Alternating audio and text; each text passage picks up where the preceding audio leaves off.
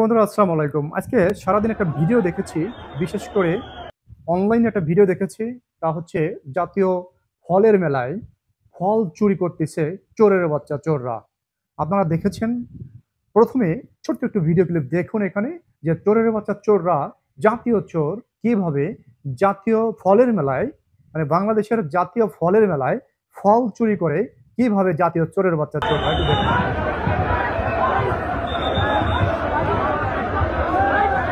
প্রথমে দেখে মনে হবে যে এদেরকে মা বাপ নাই, এদের মা বাবা কোনো কিছুই নাই, এরা বেজন্মা, এরা চোরের বাচ্চা চোর। এদেরকে ধরে ধরে বাংলাদেশে যদি কোনো আইন থাকে, বাংলাদেশে যদি কোনো প্রশাসন থাকে, এবং বাংলাদেশে যদি বাংলাদেশের মানুষের জানমাল নিরাপত্তা দেওয়ার কোনো লোক থাকে, অর্থাৎ ব্যবসায়ীদের জানমাল নিরাপত্তা দেওয়ার কোনো ব্যক্তি থাকে, তাহলে এদের প্রত্যেকজনকে ধরে ধরে জাতীয় চোর উপাধি দিয়ে এদেরকে ভূষিত করা হোক। জাতীয় চোর, এদের 14 গোষ্ঠী চোরের বাচ্চা চোর। তা না হইলে একটা মেলায় অপরের একটা সম্পদ কিভাবে লুটপাট করে, এভাবে হরিণ লুট করে এই ইউনুসের বাংলাদেশে বর্তমান চোর চেচোর, লুচ্চা বদমাশ গুন্ডা পকেটমার ডাকাত ছিনতাইকারী বেড়ে গিয়েছে। মব ভায়োলেন্স যারা করে তারা বেড়ে গিয়েছে, মানে অপরাধের স্বর্গরাজ্য হয়ে উঠেছে বর্তমান বাংলাদেশ।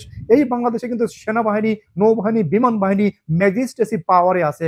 ম্যাজিস্ট্রেসি পাওয়ারে থেকে তারা কি করে আমরা বুঝি না, কোনো কিছুই বুঝি না। আমরা ভেবে কুল পাই না যে বাংলাদেশের সেনাবাহিনী কি করে, কিন্তু তারা একটা কাজ ভালো করতে পারে, যে আওয়ামী লীগকে পুনর্গঠন কে করতেছে বা আওয়ামী লীগের কথাবার্তা আলোচনা কারা করতেছে, তাদের গিয়ে গিয়ে মানে যৌথ বাহিনী সাজিয়ে, যৌথ বাহিনী নিয়ে তাদের গিয়ে গিয়ে অভিযান করে আটক করে এবং জেল হাজতে প্রেরণ করে চলেছে। প্রিয় বন্ধুরা, একটা কথা মনে করুন তো, আওয়ামী লীগের আমলে মাত্র এক পুলিশ বাহিনী, সারা বাংলাদেশে মাত্র এক পুলিশ বাহিনী বাংলাদেশ পাহারা দিত, বাংলাদেশের 18 কোটি জনগণকে পাহারা দিত এক পুলিশ বাহিনী সারা বাংলাদেশের আনাচে কানাচে রাতে দিনে তারা পাহারা দিত, আর সারা বাংলাদেশের মানুষ আরামসে ঘরের দরজা খুলে ঘুমাইতো। আর এখন ঘরের দরজা বন্ধ করেও রাখা যাচ্ছে না। আপনার এই যে চোরদের কারবার দেখলে মনে হবে কি এটা একটা হুরিল লোটের দেশ না? মানে একদম যে যেভাবে পাচ্ছে, হ্যাঁ, মানে এই যে কুলঙ্গারের বাচ্চা কুলঙ্গারেরা যে যেভাবে পাচ্ছে অপরের সম্পদ নিয়ে যাচ্ছে। আচ্ছা, এদের কি এটা হিতাহিত জ্ঞান নাই? এদের কি মানবিক কোনো মূল্যবোধ নাই যে পরের জিনিস রাস্তায় পড়ে থাকবে? আমরা সাধারণত যে দুবাই দেখি, সৌদি আরব দেখি, বিভিন্ন দেশে দেখি, হ্যাঁ, রাস্তায় পড়ে আছে অপরের জিনিস, রাস্তায় পড়ে আছে, রাস্তায় একজন ফেলে রেখে গিয়েছে, যে ওটা যে পারে সে নিয়ে যাবে, কিন্তু তারপরও সে জিনিসে হাত দিচ্ছে না। আর এখানে আমরা দেখলাম যে পুলিশে, মনে হয় পুলিশে বা আনসারে বা কারা যেন বাঁশি দিয়ে ফু দিচ্ছে, যে ভাই তোরা চুরি করিস না, বা তোরা নিস না, এই ব্যবসায়ীদের সর্বসন্ত করিস না, ভাই তোরা নিস না, এগুলো বাংলাদেশের মাল, এগুলো বাংলাদেশের সম্পদ, বা এগুলো বাংলাদেশের একজনের সম্পদ। তারপরেও কিন্তু এই চোরের বাচ্চা চোররা কোনোভাবেই তারা গ্রাহ্য করছে না। মানে বুরকা পরে এসেছে মহিলারা, সেই মহিলারাও ধুমছে চুরি করতেছে। আমি যদি প্রশাসনে থাকতাম, এদেরকে খুঁজে খুঁজে বের করে এদের মুখে চুনকালি মাখিয়ে বাংলাদেশের পুরো বাংলাদেশটাকে ঘুরাইতাম। এদের মুখে চুনকালি মাখাইয়া পুরো বাংলাদেশকে ঘুরাইতাম এবং চোর উপাধি দিতাম। মানে একদম চোরের বাচ্চা চোর, চোর উপাধিতে ভূষিত করতাম, আন্তর্জাতিক চোর, মানে জাতীয় চোরের উপাধিতে ভূষিত করতাম। যে এদের এত স্পর্ধা, এত সাহস, এত শক্তি এরা কোথা থেকে পায়, যে অপরের মাল, মানে খামখেয়ালিপানা, উজুকি বাঙালিপানা করে অপরের মাল, অপরের সম্পত্তি কিভাবে দখল করে, কিভাবে ভোগ দখল করে নিতে চায়। এই ছোট ছোট যে অপরাধগুলো, এইগুলো কিন্তু বড় অপরাধের জন্ম দেয়। প্রিয় বন্ধু, এটা মনে রাখতে হবে। আপনি যারাই ভিডিওগুলো দেখেছেন, সচেতন থাকুন, সজাগ থাকুন। আপনার সামনে যদি এ ধরনের কোনো কর্মকাণ্ড, মব ভায়োলেন্স যদি হতে যায়, আপনি বাধা দিবেন, চরমভাবে বাধা দিবেন। বাধা যদি না দেন, তাহলে আপনি এই ক্যামেরায় রেকর্ড করবেন। এই চোরের বাচ্চা চোরদের কিন্তু এই ক্যামেরায় যদি রেকর্ড না করতো, তাহলে ধরা পড়তো না। এই চোরের বাচ্চা চোরদের কিন্তু এখন সারা বাংলাদেশের মানুষ চেনে। এদের কিন্তু যে দেখবে সে একদম 75 লাথি মেরে উল্টে এই খাদে ফেলাই দিবে। ঠিক আছে? কারণ কি, এরা চোর, এরা জাতীয় চোর, এরা জাতীয় চোরের বাচ্চা চোর। মানে এদের 14 গোষ্ঠীর চোর। এদের ছেলে মেয়ে যেখানে বিয়ে দিবে, তাদের বলবে, এই তোর মা তোর বাবা ওই চোর, চোর শালা, তোরা এই জাতীয় ফলের মেলা থেকে তোর মা বা তোর বাবা এই ফল চুরি করে নিয়ে গেছিল, বা তোর ভাই জাতীয় ফলের মেলা থেকে ফল চুরি করে নিয়ে গেছিল। ঠিক আছে? এদের চোর উপাধিতে ভূষিত করা হোক। আমার অনুরোধ থাকবে যে প্রশাসন, বাংলাদেশে যদি প্রশাসন থাকে, এই প্রশাসন এদেরকে খুঁজে খুঁজে বের করে এদেরকে জাতীয় চোরের উপাধিতে ভূষিত করা হোক, এবং এই যে ব্যবসায়ীর যে জিনিসগুলো খোয়া গেছে, যে ব্যবসার জিনিসগুলো খোয়া গেছে, এই ব্যবসাত্ব জিনিস, কত ফ্রুট, মানে সম্পত্তির মূল্য যেন ফেরত দেওয়া হয়।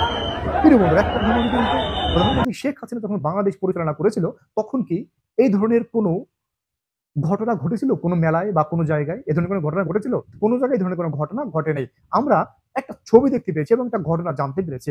১০ নম্বর মিরপুর ১০ নম্বর একটা মেয়ে, তিনি জিন্সের প্যান্ট পরে ১০ নম্বরে মার্কেট করতে এসেছেন। জিন্সের প্যান্ট পরে। মৌলবাদীরা যারা মৌলবাদীরা সেই জিন্সের প্যান্টে পানের পিক মেরে তাকে তিরস্কার করেছে, উপহাস করেছে এবং তাকে ভর্ৎসনা করেছে।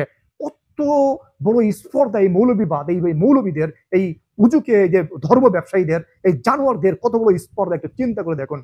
হ্যাঁ, ওদেরকে যদি অন্য শেখ হাসিনা সরকার থাকতো ওদেরকে ধরে একদম আয়না ঘরে কেন, এদেরকে আগুনের ঘরে রাখা উচিত। আয়না ঘরে এদেরকে আগুনের ঘরে রাখা উচিত। এরা জাতীয় বিয়াদব, জাতীয় কুলঙ্গার, ধর্ম ব্যবসায়ী, অরিজিনাল ধর্ম ব্যবসায়ী। এরা ধর্মের লেবাস পরে মানে বাংলাদেশে একটা বিশৃঙ্খলা সৃষ্টি করে যাচ্ছে। আর বাংলাদেশের সেনাবাহিনী, নৌবাহিনী, বিমান বাহিনী, বাংলাদেশের পুলিশ বাহিনী এদেরকে না ধরে বাংলাদেশের আওয়ামী লীগদের কোথায় খুঁজে পাওয়া যায়, মানে নিরপরাধ, নিরস্ত্র, একদম নিষ্প্রাণ ব্যক্তিদের, সম্পূর্ণভাবে নিরপরাধ ব্যক্তিদের তারা ধরে জেলখানায় বন্দি করে যাচ্ছে। আর জেলখানা থেকে যারা চোর, ডাকাত, বদমাশ, গুন্ডা, বিয়াদব, প্রতারক, বাটপার, সিটার, ভণ্ড, লুচ্চা তাদেরকে জেলখানা থেকে ছেড়ে দিচ্ছে। এই কারণেই বাংলাদেশে কিন্তু বর্তমান মানে কোনো শৃঙ্খলাই নাই, কোনো জায়গায় কোনো শৃঙ্খলা নাই, সম্পূর্ণভাবে শৃঙ্খলাবিহীন একটা বাংলাদেশে পরিণত হয়েছে।